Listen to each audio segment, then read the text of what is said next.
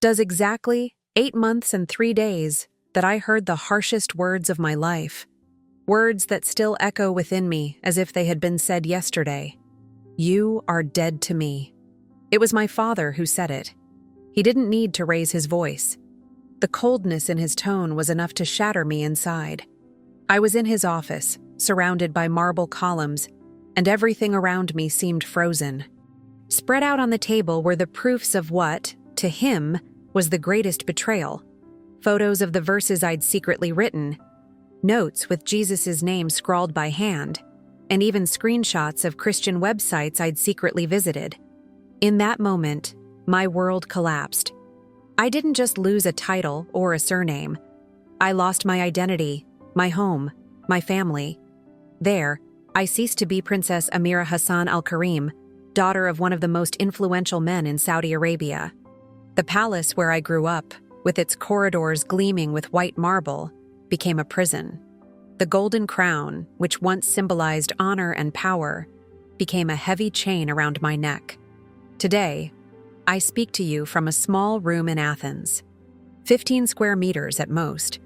There's barely room for a bed and a small table against the cracked wall. Through the crooked windows, the Mediterranean wind blows in and ruffles my hair. Where once there was Arabic calligraphy framed in gold, now hangs only a simple wooden cross. The difference is absurd. I used to sleep on Egyptian sheets so soft they felt like clouds. Now I rest on a worn mattress that creaks with every movement. I used to attend banquets fit for kings. Today I make do with cooking ramen noodles when I have some spare cash. I used to have maids to take care of every detail of my life. Now I wash my clothes in a cramped sink. And you know what? I've never felt so alive. My name is Amira. Or maybe it isn't anymore. That name is stuck to a life that no longer exists. I have 22 years, and for almost all that time, I lived like a princess surrounded by luxury, power, and rules. My father was practically a living legend, a man whose presence made everyone bow their heads. He controlled gigantic businesses and was respected by all who came near him. I grew up in a setting that seemed straight out of a fairy tale. Golden towers touching the sky, gardens too perfect to be real, marble corridors that reflected light like mirrors.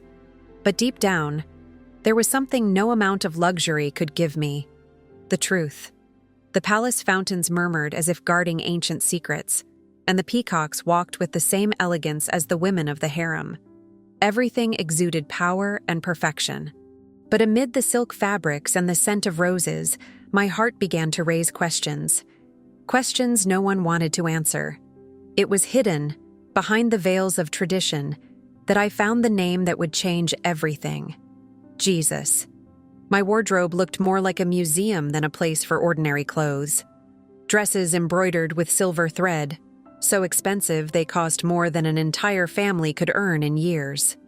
I had everything money could buy: maids ready to serve me, drivers waiting in armored cars at all hours, private tutors teaching me languages and arts as if they were molding a future queen. But inside, something was dying quietly. No luxury could fill the void growing inside me. It was like carrying a shadow with me wherever I went. Every morning, I woke wrapped in silk sheets, staring up at the golden ceiling of my room and thought, is that all?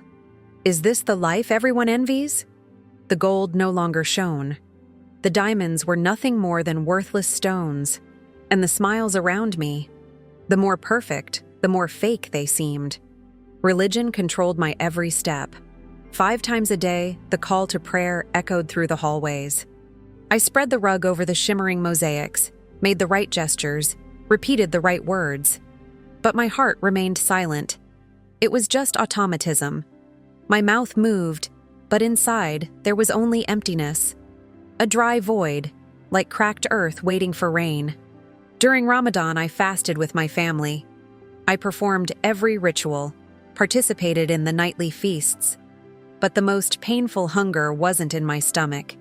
It was in my soul. I wore my hijab with the elegance expected of me, but I felt as if I were disappearing inside. Every sermon I heard spoke of duty, obedience, and honoring tradition. But what my soul longed for was true. I wanted a real God, someone who saw me, who truly loved me. But no one there seemed to have that answer. My father watched me constantly. It wasn't protection. It was control. Every word was measured, every step monitored. He had already decided my future, an arranged marriage to another prince, a life of appearances, events, and luxury without freedom, all to keep intact the system of power he so cherished. But something burned inside me. A spark, a silent resistance, a thirst that wouldn't go out. The nights were the worst. I would sit by the window and watch the lights of Riyadh shimmer like an endless carpet of artificial jewels. The city seemed alive, but I wasn't part of it. It was as if there were an invisible glass between me and the world, and I couldn't break it. So I whispered my questions to the wind. Is there something beyond this? Is there a God who really sees me? Who really loves me? These questions hung in the air, unanswered. But that silence was already the beginning of something. And the answer came from where I least expected it, from a computer screen. My father, wanting to show the world how modern he was, allowed me to take university courses online. Few women in Saudi Arabia had this privilege. To him, it was just part of the facade of progress. To me, it was an open door. And it was on that cold screen that I found something that burned like fire. Words that spoke directly to my soul. Stories of love and redemption. A God who didn't demand perfection, but offered forgiveness. One name began to appear repeatedly: Jesus. I chose to study English literature because in my father's eyes it was safe. Nothing involving politics or religion, nothing that would raise suspicions. Just art, poetry, ancient history, beautiful and theoretically harmless things. Classes came from Oxford University, and twice a week I logged in from my private office, a circular room high in the palace's east tower.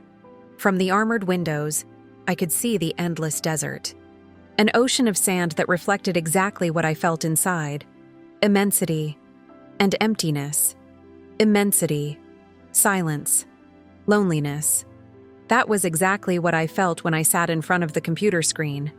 The teacher's name was Helena Margaret Collins, a middle-aged woman, her hair always tied back in a tight bun, delicate glasses, and blue eyes that seemed to hold untold stories. Her voice, marked by a slight British accent, had something welcoming about it. Whenever she spoke, I felt as if, for a few minutes, I were far from the palace, walking among damp English trees, smelling the rain and the ancient pages of books. At first, it was exactly what I expected: Shakespeare analyses, essays on Jane Austen, discussions of Victorian poetry, everything within what my father considered safe. But one sultry afternoon, something unexpected happened. The sun beat down on the windows of my room, and the air conditioning hummed, trying to ward off the heat. Then the teacher began to talk about a work called The Pilgrim by John Bunyan, a name previously unknown to me. Suddenly her tone changed, her voice slowed, became deeper, almost personal. "This book isn't just literature," she said, looking directly into the camera. "It's the story of a soul leaving the city of destruction to seek the heavenly city. It's the journey of someone who decides to follow the truth, even if it costs everything." She explained that Bunyan wrote this work in prison for preaching about Jesus, and when she said that name, something happened inside me. In Islam, I knew Isa, a prophet, a respected man, a messenger. But in that moment, the way she said Jesus carried something different. It wasn't just respect. It was tenderness, yes, but also power. I felt as if a veil had been slightly lifted from my eyes. Then she recited the words that pierced my heart like fire. "I am the way, the truth, and the life. No one comes to the Father except through me." Those words didn't feel like poetry. They felt like an answer I hadn't even known I was expecting. My heart raced. Instinctively, I looked at the bedroom door. It was locked. No one could hear what I was hearing. But even so, my whole body went on alert. It wasn't fear. It was reverence. It was like standing before something sacred, impossible to ignore. That day, something inside me was ignited. A thirst that had always been there, but I had never recognized. And now that the name of Jesus had come to me, nothing felt the same. The following weeks were different. I eagerly awaited each class, not just for the academic content, but because occasionally the professor interspersed spiritual truths between literary analyses. It was as if she knew some of her students needed to hear more than just poetry interpretations. Her words were full of wisdom, full of love, and never felt like imposition. But each sentence touched parts of my heart I hadn't even known existed. The name of Jesus began to echo within me. In the silence of my room, in the early mornings when I couldn't sleep, even in the desert that stretched beyond the palace windows, he was there, whispering hope, like a cool breeze over the hot sand of my golden prison. In one of the most memorable classes, the teacher spoke about authors such as C.S. Lewis and G.K. Chesterton. He told how Lewis transformed the gospel into metaphors hidden within the lines of fantasy, and how Chesterton, a skeptic, found the truth and had the courage not to run away from it. For these writers, she said, looking firmly into the camera, the Christian faith was not a prison for the mind, but the key that unlocked the doors of true understanding. Christian literature does not shy away from the big questions. It faces them head-on, because truth does not fear examination. Only lies need hide in the darkness. At that moment, I knew my search had just begun. Her words hit me like an electric shock. For the first time, someone had told me that doubting was not a sin, that asking questions was not rebellion, but part of the path to finding the truth. I began writing almost desperately, not just notes about authors and texts, but entire sentences about Jesus. Every time his name appeared, I recorded it. Every biblical quote, every explanation, every mention, no matter how small, everything became gold to me. A gold that, for the first time, made sense. I hid these writings inside a wooden box, buried among my Arabic poetry books, like someone guarding something precious and, at the same time, dangerous. Because it was dangerous. Very dangerous. But I couldn't stop. It was like breathing after years of suffocating underwater. In one of the classes I never forgot, the teacher Helena Collins talked about grace. Her eyes filled with tears as she said, "Grace is God's love offered to those who don't deserve it. It is a gift given to everyone, not by performance, not by effort, but by love." She explained that the gospel wasn't a list of rules for trying to reach God. It was God coming to us because he knew we could never reach him alone.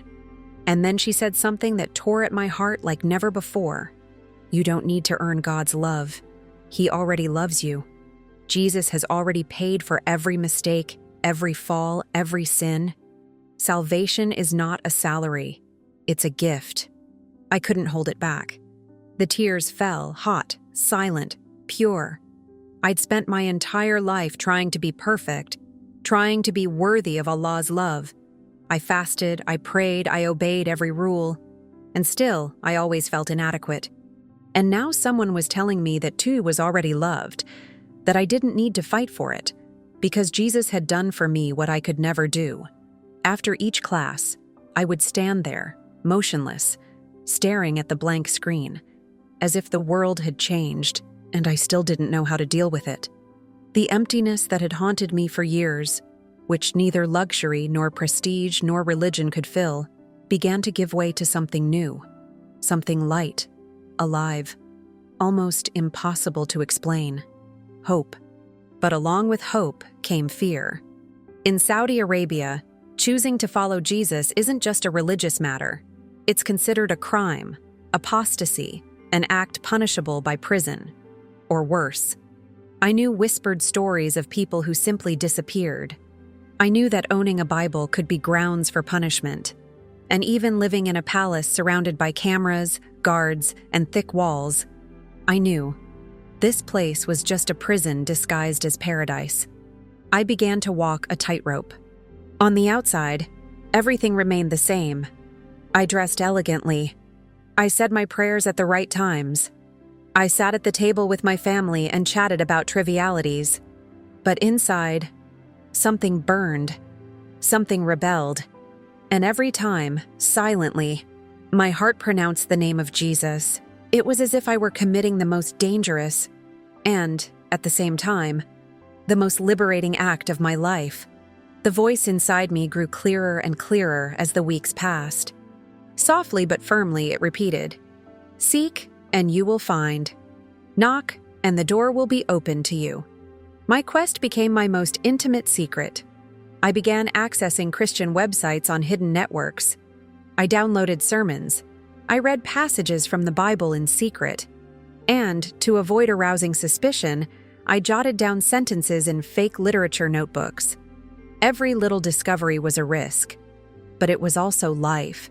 Each word seemed to nourish me like bread offered to a starving soul. I knew I was risking everything, my freedom, my name, even my life. But I'd reached a point where living without the truth seemed far worse than dying with it. Every click on the computer was a risk. I was fully aware of this. Everything could be tracked. Every access, every search, every second online. But the thirst inside me was stronger than the fear. It was like being lost in the desert for days and suddenly spotting a spring of water. I couldn't just turn away and pretend I didn't see it. I began using the palace's internal network at unusual times, between 2 and 4 in the morning, when the silence was absolute and not even the servants walked the corridors. Barefoot, covered only by a velvet robe, I walked across the cold marble floor until I reached my office. The only light was from the blue monitor. That room became my secret refuge, my little hidden sanctuary. Christian websites, of course, were blocked. But I remembered a computer class where a teacher had mentioned, almost confidentially, these VPNs, private networks capable of changing the virtual location of those using them. With trembling hands, I installed the program. Before clicking, I hesitated. It was like opening a door that could never be closed again. And then it happened. The page loaded. My first search was simple. Gospel of John. I wanted to understand where it all began for Christians. I wanted to know what they saw in Jesus. And from the very first lines, I realized there was something extraordinary before me. In the beginning was the Word, and the Word was with God, and the Word was God. I stood still, repeating that phrase over and over. It felt like those words had been written especially for me. Each verse lit a light within my heart. I continued reading. I read about Jesus and the Samaritan woman, about the living water that quenches the soul's thirst. I read about the light that came into the world, about a love so deep that it gave itself for others. And then I found John chapter 8, verse 32. "And you will know the truth, and the truth will set you free." At that moment, I cried. The tears fell hot, uncontrollable while the city outside slept. I never imagined a sacred text could touch me so vividly. I had read many religious writings in my life, but these seemed to breathe. They were like a sword that cut, but at the same time healed. For the first time, I understood what spiritual hunger was. And for the first time, I was being fed. I created a system to hide my searches. Verses were saved with disguised titles like Notes on English Literature or Essays on Victorian Poetry. My prayers became coded phrases, mixing Arabic, English, and symbols only I understood. The first few times I prayed to Jesus were timid, filled with trembling. I didn't know exactly what to say. I knelt on the Persian rug, but this time I didn't turn toward Mecca. I raised my eyes to the golden ceiling, as if seeking a heaven beyond it, and I whispered, "Jesus, if you are real, if you are truly the Son of God, if everything I've read is true, then show me. I don't know what else to do. I'm afraid, but I also have hope. I'm seeking." And he responded, not with thunder, nor with visible miracles, but with peace. A deep, serene peace that settled within me like a perfume that lingers in the air even after the wind has passed. For the first time, my restless soul found rest. The world around me remained the same, controlled, guarded, dangerous. But inside me, everything had changed. I began to see things differently. During family prayers, as my lips repeated verses from the Quran, my mind recalled the Psalms I had read in secret. When the Imam spoke about God's wrath, I recalled Jesus' words, "Come to me, all you who are weary and burdened, and I will give you rest." I started smiling more, not because my external life had changed, but because something inside me had been born. One of the maids commented that I looked different, lighter, more at peace. Little did she know it wasn't a new dress or an expensive perfume. It was freedom, inner freedom. But living this double life drained me. It was like walking between two worlds, two gods, two identities. And deep down, I knew I couldn't go on like this for much longer. At some point, I would have to choose. I knew the choice was approaching. I could no longer live between two worlds. And my father began to notice. It wasn't grand gestures, just details. I spent more time alone in my room. My questions at the dinner table no longer revolved around politics or social events, but began to touch on deeper subjects. The soul, the meaning of life, what it truly means to exist. One evening, while drinking tea, he fixed me with the sharp eyes of an eagle and said, "You're different, more thoughtful. Is something bothering you?" My heart raced so hard that for a moment I thought he could hear it. I took a deep breath and replied, "It's just studying, Dad. Literature has this power to make us reflect on life." He nodded, a half smile that didn't quite reach his eyes. In that moment, I understood. He didn't fully believe me. Maybe he didn't yet know what it was, but he could already sense something had changed, and it was a big one. Nights became both my refuge and my torment. I would lock myself in my room, leaving only a single lamp on, and immerse myself in the scriptures, in the testimonies of persecuted Christians, in sermons hidden in audio files. Each word was like food and fire. It was like seeing for the first time a map of a world I'd always known existed, but that no one had ever shown me. I read about former Muslims who found Christ, and also about the price they paid. Children driven from their homes, sisters locked for months in dark rooms, men and women disinherited, persecuted, killed simply for following the voice that echoed within them. It frightened me. It hurt. But at the same time, it strengthened me. I wasn't the only one. I wasn't alone. The struggle within me was brutal. Part of me wanted to erase everything, delete every file, shred every note, and return to the cold arms of automatic obedience, to be the perfect daughter, the honorable princess, again. But the other part had already experienced something truer than any jewel, more real than any teaching I'd ever been given. And that soft, constant voice wouldn't leave me alone. "Nadia, I'm here." I began to pray like never before. They were no longer memorized prayers. They were silent cries of someone who knew they were about to cross the point of no return. "Jesus, if you are real, if you are who they say you are, show me. I need you, but give me wisdom. I don't want to lose my family. I don't want to lose my life, but I also don't want to give up the truth." That night, unbeknownst to me, that prayer would become the turning point in my life. The answer didn't come in thunder or visions. It came as a strange peace, descending upon me like a warm blanket on a cold night. It was day October 15th, a date that remained etched within me like a rebirth. The palace rested in its golden silence. I knelt on the floor of my room, still wearing silk robes. But inside, I was stripped of everything. Tears flowed uncontrollably. The words came out low, trembling, raw. "Jesus, if all this is true, I don't want to wait any longer. I believe. I accept you. Come into my life. Transform what needs to be transformed. I don't know what will happen after this, but I don't want to live without you." And it was there, kneeling on the rug that once represented my royalty, that I became the daughter of another king. A king who didn't require me to prove anything. A king who had already died for me before I even knew his name. A king who loved me when I had absolutely nothing to offer. That night, I lost all the certainties of the world I knew.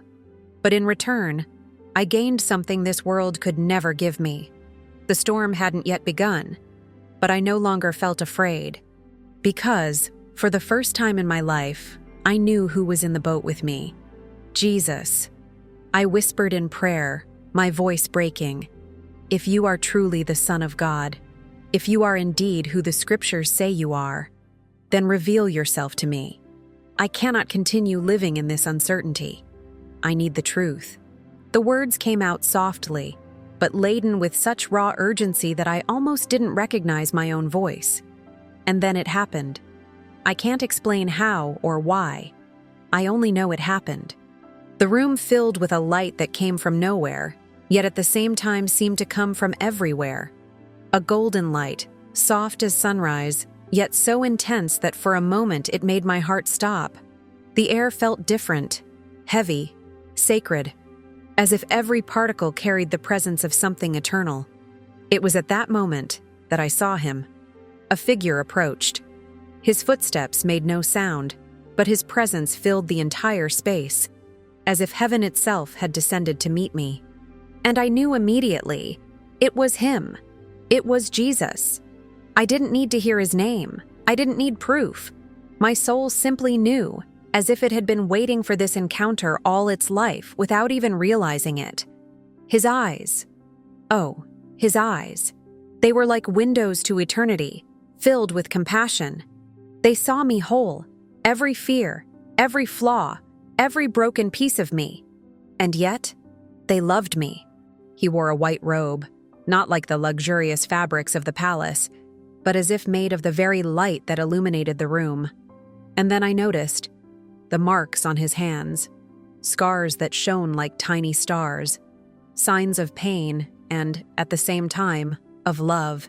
I saw you seeking me, I heard your cry, and I came to show you the truth. His voice was like water running over stones, calm, yet with an authority that made every cell in my body tremble. My legs gave way, and I fell to the ground. My face touched the carpet as if that were the only place I could be before him. But I wasn't trembling with fear. It was reverence. It was worship. It was surrender. Then he touched my shoulder. A light touch, but one that penetrated all the walls I had built over the years. I began to cry, not out of despair, but out of relief. I cried because, finally, I had found him. "Arise, my daughter," he said. "You did not come to me to bow down in terror. You came to walk in freedom." He helped me sit up, and when I looked into his eyes again, something inside me broke. But it wasn't pain. It was as if the hard shell I'd carried for years had cracked, allowing something alive to breathe for the first time. "I'm scared," I confessed in a whisper. "I'm scared of what this means, scared of what I might lose." He smiled, and that smile, no gold in the world shines brighter than that. It was a smile that heals, that understands, that welcomes, and at the same time, that challenges. "What can you really lose, Nadia?" he asked. "A palace that's a prison? A crown that weighs you down like a burden? A life that was never really yours?" He held out his hand, and when I touched his, peace came. Not an ordinary peace, but a peace so profound it seemed to suspend the universe for an instant. The weight of years of fear, doubt, and emptiness simply fell away. I was light. I was free. For the first time, truly free. "I am the way," he said, "the truth and the life. I have not come to ask you to lose your life. I have come to give you a new one." In that moment, everything made sense. Everything I was, everything I had, everything I thought I was, crumbled. But what remained standing was infinitely more valuable, because it was real. It was eternal. I was no longer just a princess. I was a daughter of the king that does not impose, but invites. That does not demand blood sacrifices, but gave itself in love. That does not rule by fear, but by grace. And there, In that silent room, surrounded by light and tears, I gave my life, all of it, without reservation, because nothing else had any value before him. But the betrayal didn't come from where I expected. It came wrapped in silk and perfume from the person I least expected, Samira, my cousin, the one who had always been my confidant, who shared whispered secrets with me as a child, who felt like a sister even though she wasn't. Our royal blood kept us close, but her ambition kept her distant. In the weeks following my encounter with Jesus, I tried to maintain my old routine, but the change could not be hidden. It was like trying to cover the sun with a thin veil. The light escaped through my gestures, my words, my gaze.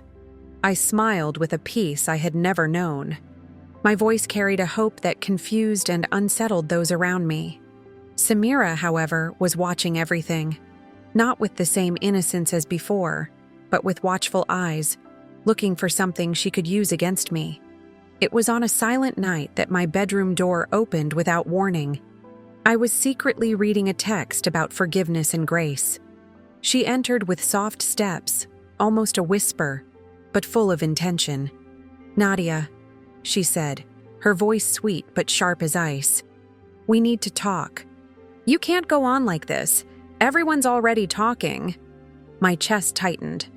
The truth sank in like a sharp blade. She knew. I tried to remain calm, as if nothing serious was happening. "About what?" I asked, disguising the storm inside me. She smiled, a smile I'd known since childhood, but which now felt like a trap.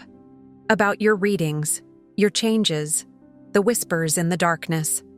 I know you're moving away from what we've always been." Each word she said was like a silent sentence, a judgment that condemned me before it was even pronounced. Because, deep down, I knew. That was where the price of truth began. Samira left me with a veiled warning. If I continued down that path, it wouldn't be just me who would suffer.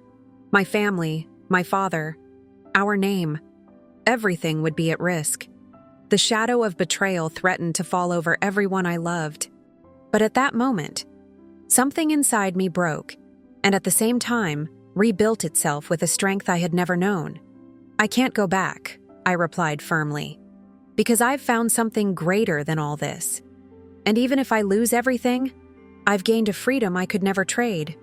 She left, leaving behind the bitter smell of disappointment and the omen of approaching storms. That night I knelt once more in my room, not in fear, but in renewed determination. Following Jesus wouldn't be easy, and I knew it would cost me dearly.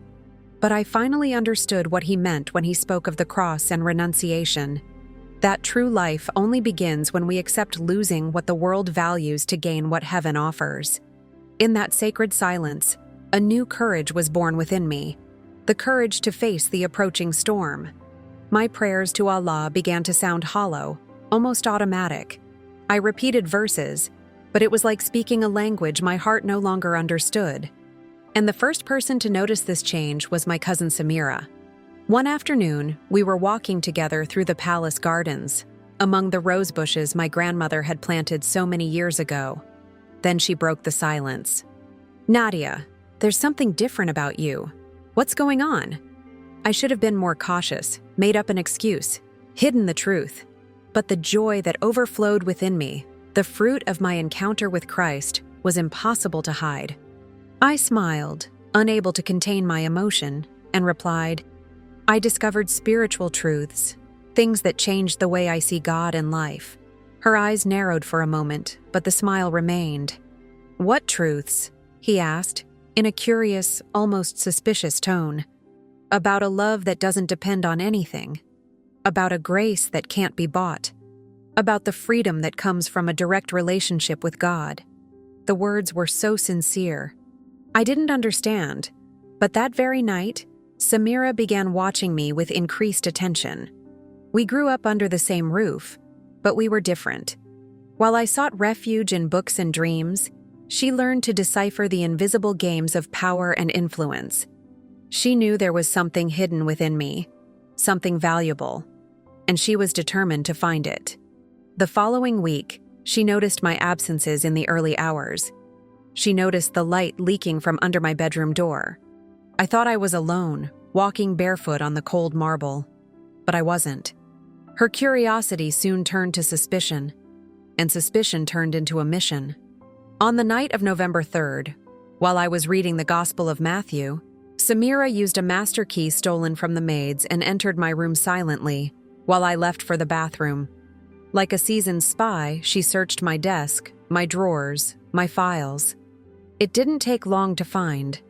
My notebooks with coded notes, fragments of verses hidden among poetry sheets. But the fatal blow was when she turned on my computer and found my browsing history barely erased. Christian websites, verses, conversion stories. Everything was there. When I returned, everything seemed intact. Samira was meticulous. She put everything back exactly where it belonged. She left no visible traces. But what I didn't know was that she had photographed everything with her cell phone, creating a dossier that would soon be handed over to the person with the power to destroy my life, my father. 3 days later, as I ate breakfast in silence, watching the golden sunlight draw patterns on the marble walls, my world fell apart. My father walked into the room. The look in his eyes, I'd never seen anything like it. It was pure rage mixed with deep pain, as if I'd plunged a knife into his chest. "Nadia," he said, his voice so cold it seemed to freeze the air around us. "We need to talk. Now." The heavy, firm tone already gave it away. Something terrible was about to happen. I walked silently to his office, an imposing space, its walls covered in ancient Arabic books and certificates celebrating his faith and prestige. The scent of oud and parchment filled the room, but that morning, there was another, invisible scent in the air. The smell of judgment. He slammed the door shut like thunder, and without saying a word, he spread out on the ebony table the photos Samira had taken, my notes about Jesus, screenshots from Christian websites, and handwritten verse fragments. "Can you explain this to me?" he asked, his voice trembling with anger, pain, and revolt. My heart froze. The evidence was all before me, spread out like cards in a cruel game I'd already lost before it even began. I stared at those images, at my own writings transformed into accusations. "Father," I tried to begin, but he raised his hand in a brusque gesture, demanding silence. Then his voice boomed, filling the room like a desert storm.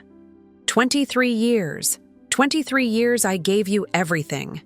A life of luxury, education, honor. And this is how you repay me? By betraying your faith, your family, your blood?" He took a step forward. His eyes burned with fury, so intense that I wanted to back away until my back was against the wall. "Do you believe this imposter? Do you really believe that Jesus is the Son of God? That he is superior to Allah?" The question hung in the air, heavy as a blade about to cut. It was the moment I feared most, and, at the same time, the one my heart yearned for.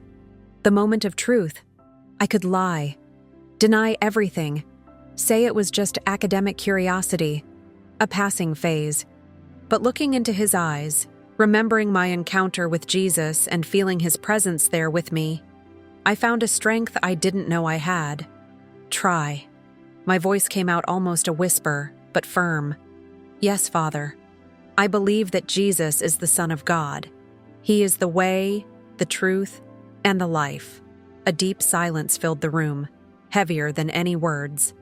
My father looked at me as if I were a stranger, someone who had invaded his world. I watched his face change from disbelief to pain, from pain to contempt, until a cutting coldness took hold. Then, to me, "You are dead." The words sounded like a buried lament. "From now on, you no longer have a father, nor family, nor home." "Father, please." I tried to get closer, but he backed away as if I were poison. "Don't call me father," he shouted. "Traitors have no father. Apostates have no blood." Without another word, he picked up the phone on the table. His hands shook with pent-up rage. When I heard the number he dialed, a shiver ran down my spine. The religious police. His voice was firm but controlled. "I need you to come to the palace immediately. We have an urgent situation." My heart raced. In Saudi Arabia, everyone knew the religious police were notorious for their mercilessness, especially in cases of apostasy. I knew what awaited me. At the very least, a public reconversion filled with humiliation, psychological torture, and imprisonment. At most, death. He hung up and said, without even looking at me, "You have 15 minutes. Use it to reconcile with Allah," although I doubt even he could forgive such betrayal. I staggered out of the office, my mind racing. 15 minutes to decide between the safety of lies and the freedom of truth. But deep down, the choice had already been made. That night I met Jesus. My fate was sealed. There was no turning back. The corridors I'd known since childhood now seemed like hostile mazes. Every shadow was a threat. Every sound, a warning of capture.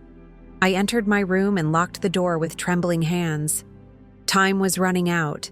Soon they would arrive, and then there would be no escape. It was then that I remembered a closely guarded family secret. My father suffered from heart problems, crises caused by stress, a weakness he hid to maintain an image of strength. This could be my chance, but also a huge risk.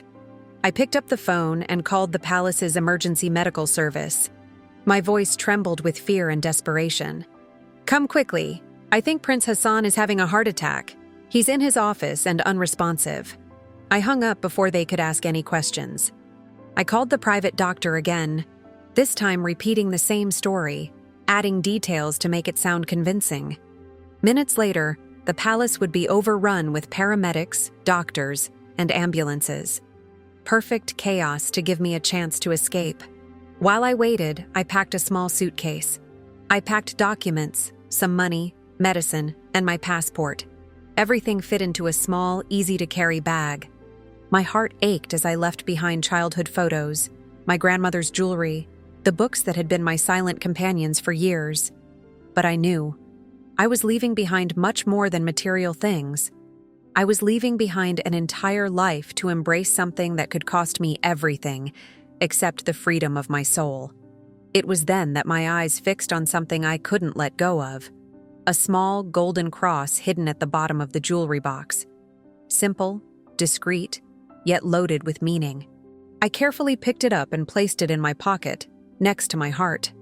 Soon, the sound of sirens echoed through the palace. I looked out the window and saw ambulances entering the main gate, followed by security cars. Chaos had begun. Now, I would face the hardest part.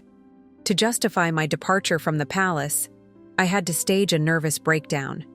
I grabbed some tranquilizers I kept in the cabinet. Not enough to hurt myself, but just enough to make me weak, confused, and convincing. I ran to the bathroom and made myself vomit, to appear even more debilitated. I staggered out of the room with shaky steps, toward my father's office. The hallway was abuzz with commotion. Doctors were rushing about, maids were crying, security guards were trying to organize the chaos. I saw my father being carried away on a stretcher, conscious but lost in the confusion caused by my lie. One of the maids spotted me. "Thank God, here you are. We were so worried." I leaned against the wall, pretending I could barely breathe. "I can't breathe," I whispered, putting my hand to my chest. The family's private physician, Dr. Rahman, hurried over. "Nadia, you need to calm down. Your father is stable, but you seem in shock. When was the last time you ate?" I don't know," I replied weakly, letting despair take over. And at just the right moment, I let my body relax, simulating a faint. I didn't completely lose consciousness, but I fell just enough to make it seem real. The doctor began to examine me while I mumbled incoherent sentences. "I can't bear to see my father like this. She needs immediate attention," he decreed. "I recommend transferring her to the private clinic in London. There she will have adequate resources to deal with this trauma. And, most importantly, she will be beyond the reach of the religious police." My father, still sedated and almost unconscious, just stammered, "Do whatever it takes. Take care of my daughter." Hours later, I was aboard a private jet bound for London, accompanied by a doctor and a nurse who truly believed in my emotional crisis. It was the beginning of my escape, the first step toward freedom. During the flight, I continued to pretend to be sedated. My eyes remained closed, my body still, but inside my heart was a whirlwind of fear and hope. Through the window, I watched the lights of Riyadh grow smaller and smaller until they disappeared into the darkness. I knew this was the last time I would see my homeland. This was the last time I would be called a princess. I reached into my pocket, touched the small golden cross hidden there, and murmured silently, "Jesus, now I am completely in your hands. Guide my steps." London would be just the beginning of this journey. I knew my father would recover, and I also knew he wouldn't rest until he found me. I needed a refuge, a place where my faith could flourish without fear. When the plane landed, the cold English rain greeted me as a symbol of freedom. I passed 3 days. I was admitted to a private clinic, maintaining the facade of a fragile young woman who had suffered a breakdown. On the outside, I looked broken. Inside, my mind was racing, plotting my next steps. I knew time was short. Soon my father would realize he'd been deceived. On the 3rd day, I was pretending to be asleep when I heard the nurse talking on the phone to someone from the palace. "Yes, she's getting better, but she's still very fragile. I think she needs more time."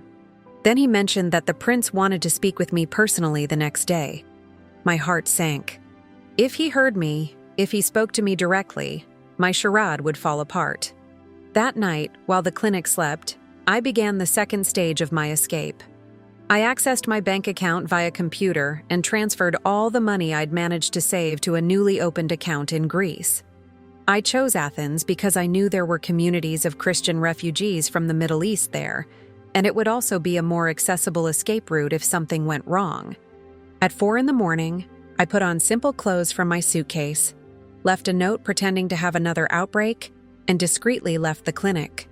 The streets of London were deserted, wet with rain, lit only by street lights that cast long shadows on the asphalt. I took the first available flight to Athens, paid cash, and used documents still valid. Along the way, I threw away my old cell phone and bought a new one with a prepaid SIM card. Every detail was a break with the past, a step closer to freedom. Upon arriving in Athens, I was overcome by a mixture of fascination and loneliness. Walking through a city where every stone bore centuries of history made me feel part of something greater than any fleeting wealth. But at the same time, the feeling of being alone overwhelmed me for the first few days. I ended up renting a tiny room in an old, run-down building in the Exarchia neighborhood, known for its bohemian lifestyle and tolerance of those left behind by society. My palace now measured just over 15 square meters, a narrow bed, a worn table, and a window overlooking a dirty alley where hungry cats scavenged. The change was brutal. I traded silk sheets for a hard mattress that creaked with every movement. I traded chef-prepared meals for packets of instant noodles. I traded the constant air conditioning for a small heater, which I turned on myself whenever I wanted. But for the first time in my life, that space was mine. The time I woke up, what I ate, the clothes I wore, and above all, who I raised.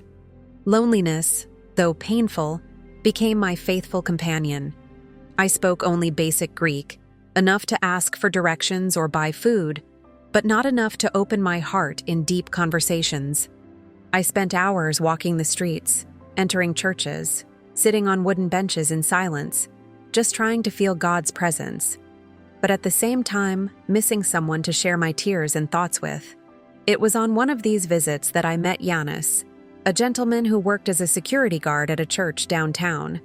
His gray hair and kind eyes reminded me of my grandfather. One afternoon, he saw me crying quietly and approached me. "Is everything okay, daughter?" he asked in English with a strong Greek accent. "You look so sad." I tried to disguise it. "I'm fine. I just needed a place to escape my own thoughts." He nodded, as if he understood without needing many words. "This church has witnessed many tears. And know this, God collects each one of them. None is lost. Something in the way he spoke brought me a peace I hadn't felt in a long time. I ventured to ask, "Do you know other Christians here? People who, like me, came from Muslim families?" His eyes lit up at that moment. "Ah, so you're one of us," he said with a tender smile. "Yes, daughter. We are few, but we exist. We gather in secret. We care for each other." That same night, Giannis took me on a date that changed my life forever. It was in the simple basement of an old building, lit only by candles. About 20 people sat in a circle, most of them refugees like me. Iranians, Iraqis, Syrians, Pakistanis, all united by the same journey, to find Jesus and lose everything for him. "My brothers and sisters," Giannis said, introducing me. "This is Nadia. She has come from far away and has already paid a high price for following our Lord." I didn't need to explain anything. Their looks said it all. They knew exactly what I had been through, because they had been through it too. There, in that small basement, I found a family I never imagined I would have. People who spoke the universal language of sacrifice through faith. After the meeting, an Iranian woman named Amara, who had fled Tehran 3 years earlier, shook my hand affectionately and said, "The first night is always the hardest, but then you'll realize you'll never be alone again." From then on, I began attending these gatherings regularly. Our underground churches were places of strength and refuge. There we could worship without fear, share stories, and support each other in times of depression, fear, and loneliness during spiritual exile. But there was also a profound joy, a joy I had never known in the palace's golden years. When we sang hymns in our native tongues, when we shared testimonies of how God had brought us to that hidden cellar, I felt a richness no crown could buy. It was there that I realized, refuge is not just a safe place to live. It's a safe place to be who we really are. In Athens, surrounded by exiles who had also lost everything for the love of Christ, I finally found myself. It's already past 8 months since I arrived. Today, I wake up every day with the peaceful certainty that I am exactly where God wants me to be. My small room isn't pretty, but it has become a sanctuary. Not because of the walls, but because of the presence of Christ that fills every corner. That little golden cross I once hid in my pocket now hangs on the wall, reminding me every morning of the price he paid for my freedom. My life has gained a purpose I never knew within the palace. Today I am a voice for those who are still lost, hungry for the truth, terrified of the consequences. All Wednesday night, when our small congregation meets in the basement, I share my testimony with newcomers who come looking for a ray of hope. My name is Nadia. I always begin like this. I was a Saudi princess who lost everything to follow Christ. And in finding him, I gained what the world could never give me. The faces before me are mirrors of my past. Eyes swollen with pain, hands shaking with fear, hearts heavy with decisions that change destinies. But I see something else, a spark I recognize, because it once shone within me too. I speak of marble palaces that were prisons, of crowns that weighed like chains, of banquets that couldn't satisfy my soul's hunger. I tell of the night I met Jesus and the peace that flooded my chest when I heard, "I am the way, the truth, and the life." I don't hide the cost. It would be cruel to sugarcoat the truth. I lost my family, my home, my identity, my security. But I received something infinitely greater, my free soul, eternal life, and a family that won't abandon me. The risks are real and constant. I know my father hasn't given up searching for me, that he has contacts throughout Europe, and that every day I remain visible is another step into dangerous territory. Even so, the freedom I've found is priceless, and that's why I remain here, to be a light in the darkness, to remind those who come after me that even in exile, Christ's love never fails. There is 3 weeks, a young woman named Miriam showed up at the meeting. He had 18 years old, her eyes red from crying, and a story that tore at my heart. Her family had promised her in marriage to a man who hurt her. Desperate, she began praying to Jesus after finding a Bible online. "I'm scared," he whispered after the meeting. "They'll find me. They'll punish me. Maybe it's better to go back and pretend nothing happened." I held her trembling hands. I recognized in that touch the same dread that had once lived within me. "Miriam, I left a palace. You are trying to escape a prison. I lost luxuries. You can lose your chains." Her eyes filled with tears and a new light. "How did you know it was worth it?" "Because the freedom that Christ offers is not only for the life to come. It is forno. It is the freedom to be who you really are, to love without fear and live without lies." That night, she prayed with me and gave her life to Jesus. When we finished, her face had changed. The despair had given way to a peace I recognized immediately, the same peace that had once found me. Today, Maria also testifies. God uses her voice to reach hearts that mine wouldn't. Our stories intertwine like a web of hope that spans the city. The dangers haven't diminished. I receive anonymous, threatening messages. Sometimes I pass familiar faces on the street and wonder if they're spies or coincidences. My room has been ransacked. Twice. I've never been able to prove who did it. Every scare reminds me that I'm in a spiritual war worth fighting, because I'm not fighting alone. I have a family who loves me unconditionally, a savior who died for me, and a purpose that gives meaning to each day.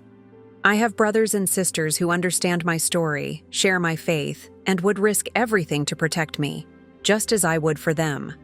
The hope that sustains me is simple and powerful, be that God is transforming lives through my testimony. And as long as there is someone hiding in the dark, waiting to hear that there is still a way, I will keep speaking until the last chain falls. Each person who encounters Christ through my story is like a victory over darkness, a light shining in a world desperate for hope. Today, I look to the future with a confidence I never felt inside the palace. I don't know if I'll ever be able to return to my country, if I'll have the chance to reconcile with my family, or if I'll be able to live my faith without fear. But I know one thing: I'm in God's hands, and His plans for me are perfect. Every night, without fail, I kneel beside my bed in that simple little room in Athens. I hold the small golden cross close to my chest and pray, "Jesus, thank you for saving me. Thank you for giving me a story capable of transforming lives. Use my losses to bring gains to others. Use my pain to heal hearts. Use my testimony to bring more sons and daughters back to you." In the silence of the Mediterranean night, I feel His presence. I hear His gentle voice whispering deep in my heart, "Very well, my daughter." And I answer, "Well done, Lord Jesus. May my story inspire others to seek you no matter the cost, because you are worth more than anything this world can offer. Amen."